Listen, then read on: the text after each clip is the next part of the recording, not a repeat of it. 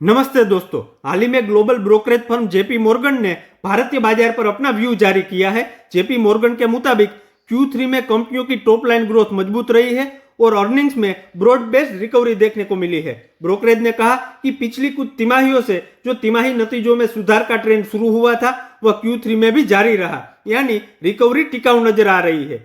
कुल demand stable बनी हुई है, जिससे रेवेन्यू ग्रोथ को सपोर्ट मिला है। कंपनियों को अब ऑपरेटिंग लीवरेज का फायदा मिलने लगा है, यानी फिक्स्ड कॉस्ट बेस पर ज्यादा सेल्स से मुनाफे की रफ्तार बढ़ी है। लार्ज कैप, मिड कैप और स्मॉल कैप तीनों सेगमेंट में मार्जिन एक्सपांशन दिखा है, जो अर्निंग्स रिकवरी को और मजबूत बनाता है। इक्विटी मार्केट में हालिया करेक्शन देखने को मिला है। यह करेक्शन कॉर्पोरेट अर्निंग्स की रिकवरी के साथ मिलकर बाजार में मौजूद वैल्यूएशन चिंताओं को एड्रेस करने में मदद कर सकता है। इसके अलावा हम बात करें तो भारत ने 38 विकसित देशों के साथ 9 फ्री ट्रेड एग्रीमेंट साइन किए हैं, जिससे एक्सपोर्ट और ट्रेड को लॉन्ग टर्म सपोर्ट मिलेगा। Regulatory easing, supportive fiscal policy और एकमोडेटिव मॉनेटरी पॉलिसी मिलकर ग्रोथ के लिए अनुकूल माहौल बना रहे हैं।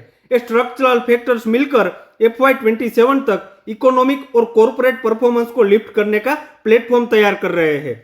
जेपी मॉर्गन ने भारतीय बाजार पर अपना पॉजिटिव नजरिया बनाए रखा है।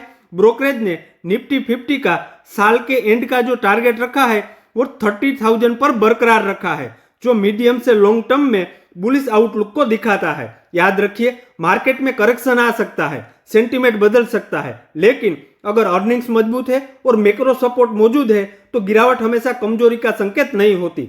स्मार्ट इन्वेस्टर शोर नहीं सुनता, वो डेटा देखता है, और फिलहाल डेटा कह रहा है कि भारत की ग्रोथ स्टोरी अभी खत्म नहीं हुई। ऐसे ही मार्केट अपडेट्स के लिए चैनल को फॉलो करते रहिए। धन्यवाद।